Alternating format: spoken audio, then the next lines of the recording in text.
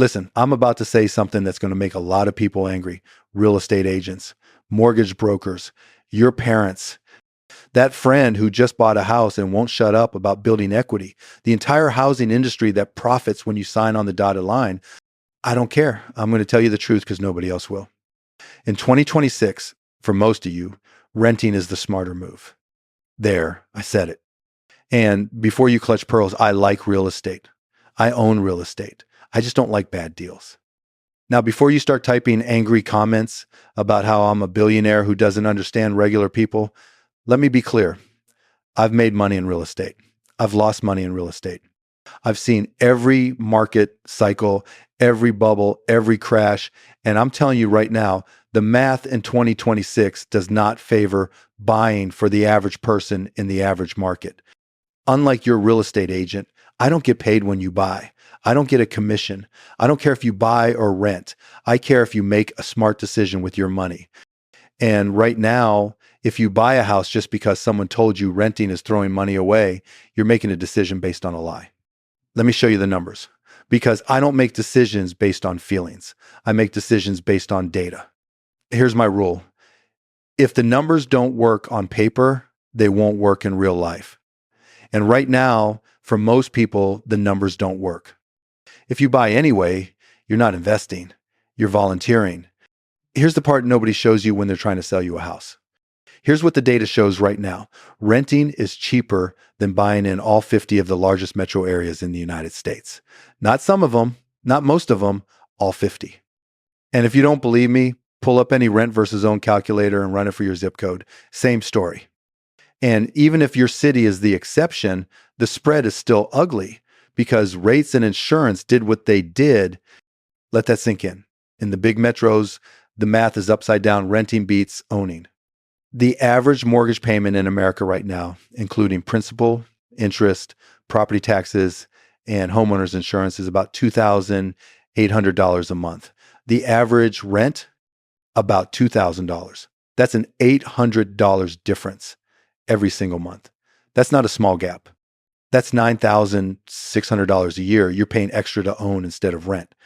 And in some cities, it's much worse. In San Francisco, homeowners pay over $1,500 more per month than renters. In Oakland, it's similar. In the tech hubs, where everyone thinks they need to buy to build wealth, buying costs you almost double what renting costs. But wait, I can already hear you saying it. But Mark, I'm building equity. I'm investing in my future. Rent is throwing money away.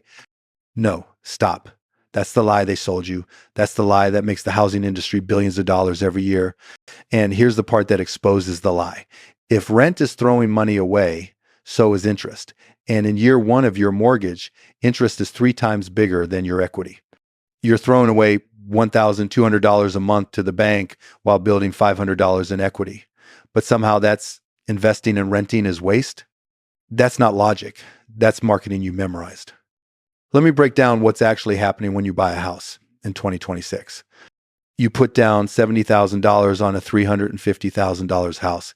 That's 20% down, which most people can't even do. Most people put down less, which makes everything I'm about to say even worse for them. You get a mortgage at 6.2%. Your monthly payment is around $1,700 just for principal and interest. Add property taxes, that's another $350 a month, depending on your state. Homeowners insurance, another $200. And that insurance is going up every year, sometimes 20, 30% at a time, especially if you're anywhere near a coast or in a state with climate risk. So you're at $2,250 a month before you fix anything, before the roof leaks, before the furnace dies, before you find out the foundation has a crack, before the water heater gives out at 2 a.m. on a Saturday. The average homeowner spends 1 to 2% of their home's value on maintenance every year. On a $350,000 house, that's $3,500 to $7,000 annually. Let's call it $400 a month on average. Some years it's less. Some years it's a new roof and it's $15,000 all at once. Now you're at $2,650 a month. For a house, you could rent a similar version of for $2,000. But here's the part that really gets me. In that first year of your mortgage, you know how much of your payment actually goes to principal, to the equity everyone keeps talking about? About $500 a month. The rest, about $1,200, is interest. You're paying the bank $1,200 a month just for the privilege of borrowing their money. The bank is building wealth. You're helping them do it. So let's do the real math. You're paying $650 more per month than a renter. You're getting $500 in equity. You're down $150 a month on the cash flow. And you haven't even factored in the opportunity cost of your $70,000 down payment sitting in a house instead of invested in the market. If you invested that $70,000 in an index fund returning 8% annually, that's $5,600 a year in growth. Another $467 a month you're giving up by having that money trapped in your house. You didn't invest $70,000. You buried it under drywall and called it adulthood. Add it all up. The renter who invests the difference is building wealth faster than the homeowner in year 1, year 2, year 3. That's not opinion. That's arithmetic. Your feelings don't show up on the amortization schedule. Here's the punchline. In 2026, buying isn't wealth building. It's bank feeding. You didn't buy an asset. You bought a bill with emotional branding. Here's who's lying to you and why. Everyone who profits from you buying is telling you to buy. Let's count them. Your real estate agent makes 2.5 to 3% when you buy. On a $350,000 house, that's $10,000. They don't make anything if you rent. You think they're giving you unbiased advice? Your mortgage broker makes money when you get a loan. The bigger the loan, the more they make. They get paid at closing. They don't care if you struggle for 30 years. Your parents bought when prices were lower relative to income and they could refinance down for 20 years. They think they're financial geniuses. They're not. They rode a wave that doesn't exist anymore. Their experience has nothing to do with your reality. And then there's the cultural myth, the American dream. Home ownership is the path to wealth. Renters are throwing money away. Renting is for people who can't get their life together. That's not wisdom. That's propaganda from an industry that makes trillions when you sign. The median renter has a net worth of about $10,000. The median homeowner has about $400,000. People cite this as proof that buying builds wealth. They're confusing correlation with causation. And if you don't know the difference, you're about to make a $350,000 mistake. Homeowners are older, have higher incomes, more stable jobs, better credit, and families who helped with down payments. They'd be wealthier than renters even if they never bought. The house didn't make them rich. Being the kind of person who can buy a house made them rich. The house doesn't build wealth. Discipline builds wealth. And you can be disciplined whether you rent or buy. Your equity is just forced savings with a 6% fee to the bank. If you need discipline that badly, set up an automatic transfer. It's free. They didn't get rich from the house. They got rich and then bought a house. Stop confusing the sequence. When buying actually makes sense. Now, I'm not saying buying is always wrong. I own real estate. I've made money in real estate. But I bought when the math worked, not because someone guilted me into it. Most of you aren't in that situation, but some of you are. Here's when buying makes sense in 2026. You're staying for at least 7 years, minimum. The transaction costs of buying and selling a house, closing costs, agent commissions, moving expenses, they eat your equity if you sell too soon. If you're not absolutely certain you'll be in that location for 7 years or more, rent. Your total monthly housing cost, mortgage, plus taxes, plus insurance, plus maintenance is close to what you'd pay in rent for a similar place. If buying costs you 30% more per month than renting, you're not building wealth. You're subsidizing the banking industry.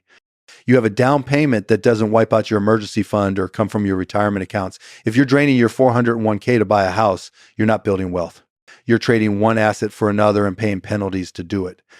And you actually want to own a home, not because society tells you to, not because your parents are pressuring you, because you want the stability, the control, and you're willing to pay for it. That last one is important. There's nothing wrong with buying a house for lifestyle reasons. Just don't pretend it's always the best financial decision. Sometimes you're paying a premium for something you want. That's fine. Just be honest about it. If you can buy at near rent payment and you'll stay 7+ years, fine. That can work. Most of you can't. That's the point.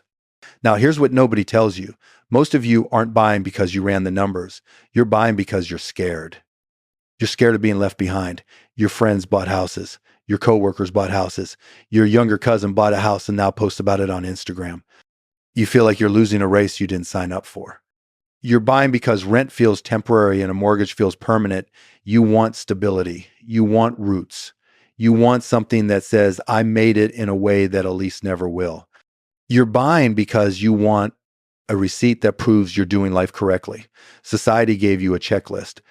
Graduate, get a job, buy a house, get married, have kids.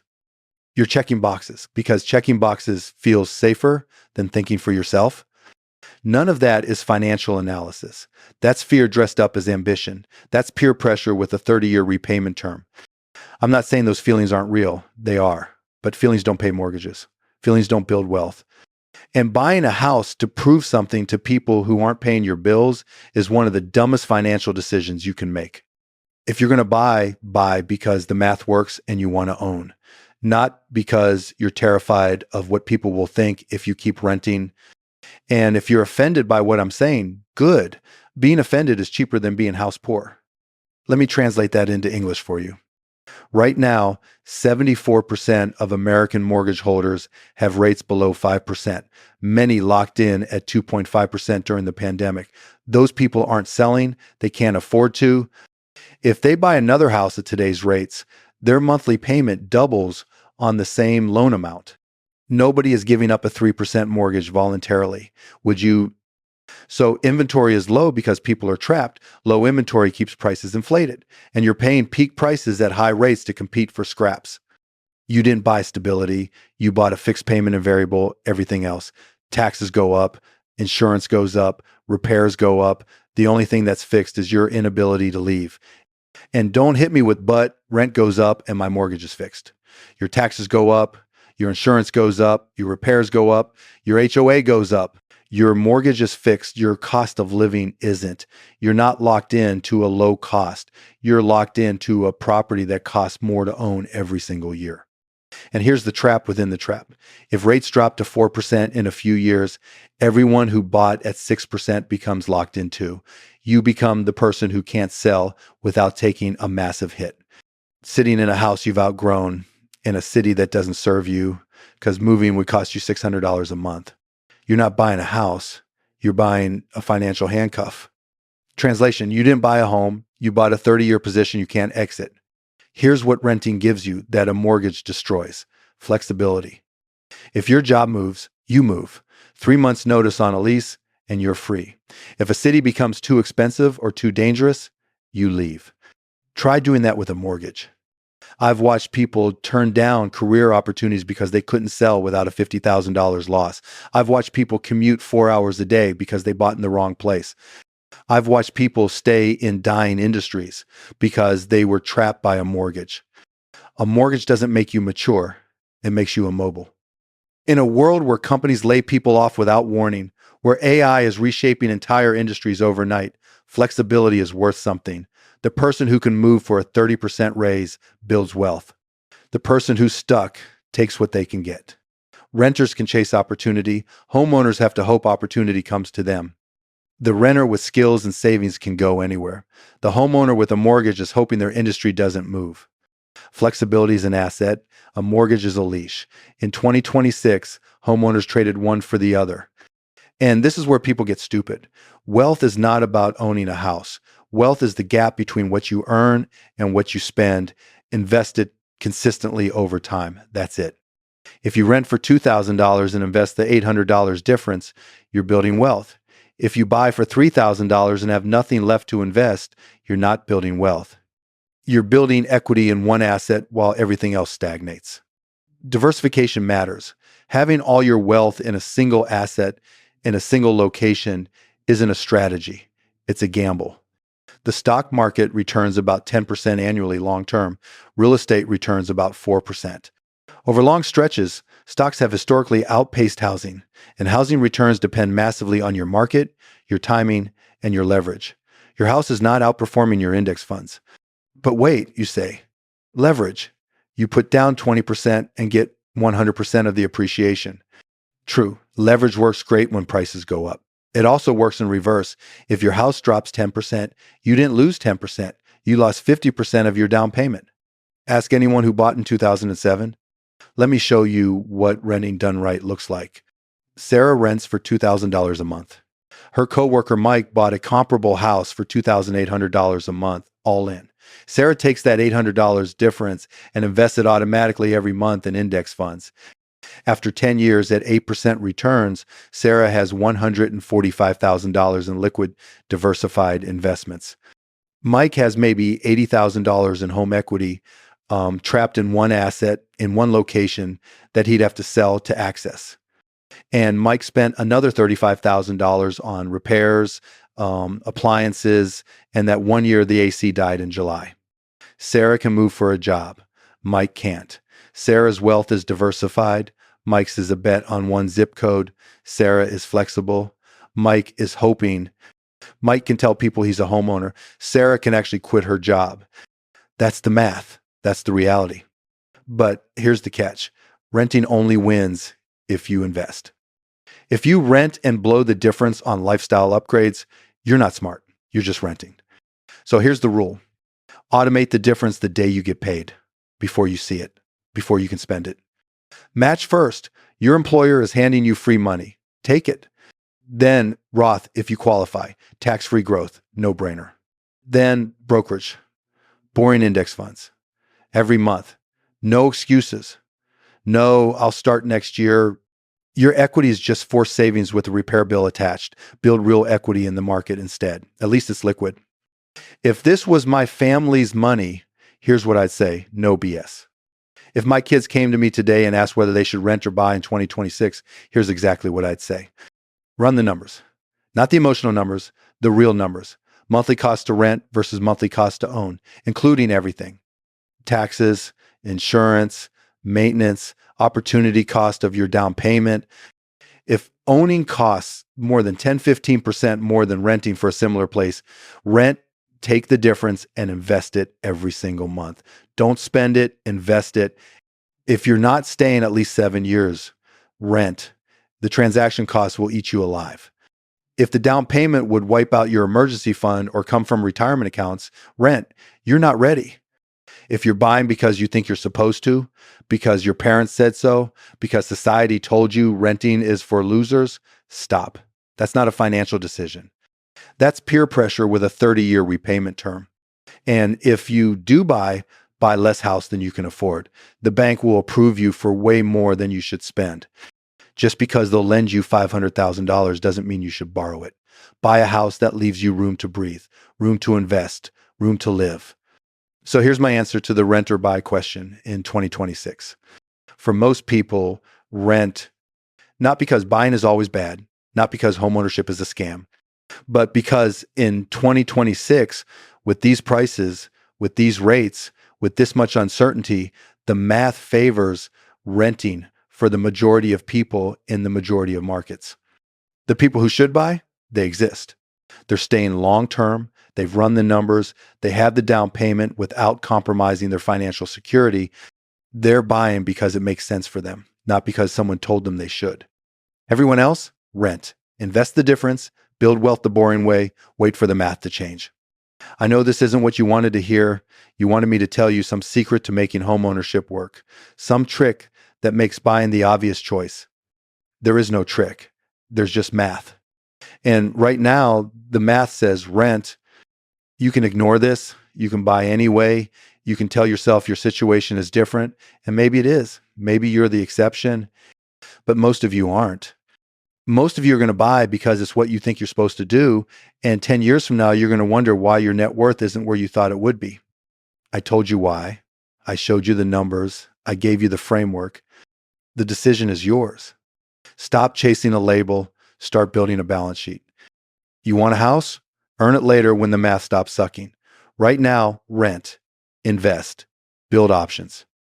But here's what I know. 10 years from now, you won't regret renting. You'll regret not investing the difference. The house won't save you. Discipline will. If you don't change the numbers are going to change your life. Math doesn't negotiate.